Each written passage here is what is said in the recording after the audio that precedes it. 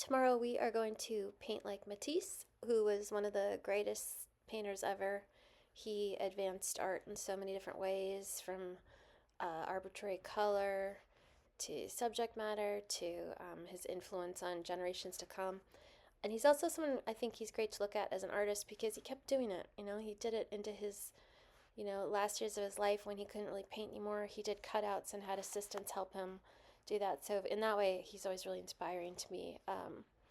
And what we're going to look at in our class about him is specifically his use of colors, um, and how he managed to use all those crazy bright colors without us feeling overwhelmed by them. This painting, Women with the Hat, really like broke the internet, as I say.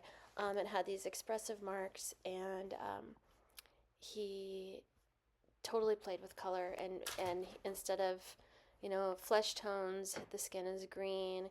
He used a lot of black, which was not happening at that time. These are other paintings done in 1905 when that painting was done, and you see the difference in the palette and the treatment. I mean, it's really a huge leap, and it was quite scandalous when he painted it.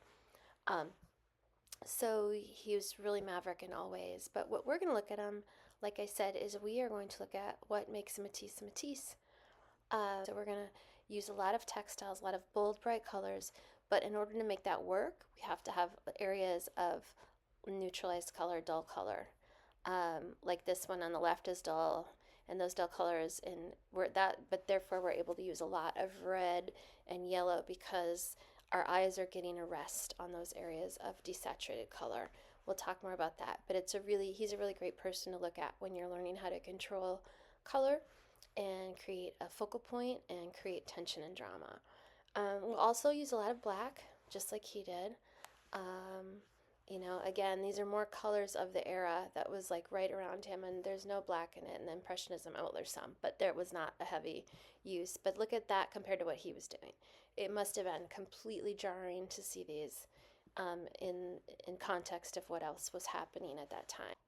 So we're going to use the bit of black and the dull and vivid colors in some portraits tomorrow. We're going to start first with an ink on paper sketch and think about like how expressive his lines are, and what a big part of his paintings lines are. And we did this in class today and had a lot of fun doing it, and some really great work was made. But look at these sketches he did. The lines are so amazing and so elegant, and just the total opposite of some of the Gabriel Minter work we worked at, as far as she's trying to contain something and he's really being expressive. So these are some of the work that people made today. It was really kind of an exercise to like loosen up, and we'll start our morning with that. Also, everyone doing a ink drawing on paper that hopefully might turn into more of a painting. When it goes to the canvas, you can just see how simplified it is. This combination of bright colors with dull colors, the line, the pattern, it's so simple how he portrays people. It's just a few lines for the eyes and the nose and the mouth, and somehow it kind of just comes out just this so expressive. And it is because of the line quality and because of his palette. So we're really going to lean into that tomorrow. So bring in a photo of someone you might want to paint. Otherwise, I'll have a ton of, we have a ton of art books, which is a lot of people are working from that today. But we're really going to play by first doing doing the ink drawing. Hopefully that will inform, sorry, my dog is growling, will inform how you actually paint it. But it's very simple. And it relies heavily on the line, so I think this will be really fun to do. And even though if the Gabriel Minter is line-centric, that is not remotely the same. Like, we'll talk more about that, but this is just much more of an expressive kind of way to paint a portrait. And again, the great backgrounds, the great patterns. So bring in a painting, bring in an image, and we will do heavy line work. And then we will try and make some expressive Matisse-inspired work. I'm sorry, my dog is my dog is growling so much.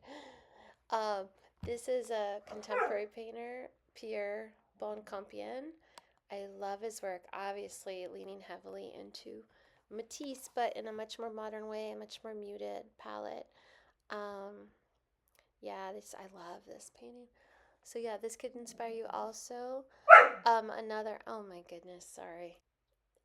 Another painter is Karen Kilimnik. She also does these very kind of expressive lines, simplified features, and her work really feels like you're entering some like fairy tale or something, or I don't know. She's very simple. So if you want a more modern take on Matisse, maybe you can look at her work. And also Mara Coleman, who illustrates for New Yorker a lot. She's got a very Matisse vibe to me. She has these, very expressive lines, these bold color palettes, lots of black line. And then you can choose to like, I think what I normally do when I'm doing this style of painting is I will do blocks of very simplified um, colors and shapes, and then I kind of go in and make them expressive with line. So yeah, I think it's gonna be really fun. I'm so sorry, my dog. I think it's gonna be a really fun exercise, and just we'll continue our work with portraits. I think will be really helpful for everybody to kind of better define their own personal style and what kind of work they want to be doing. All right, see you tomorrow. Sorry for how late this is. Okay, bye.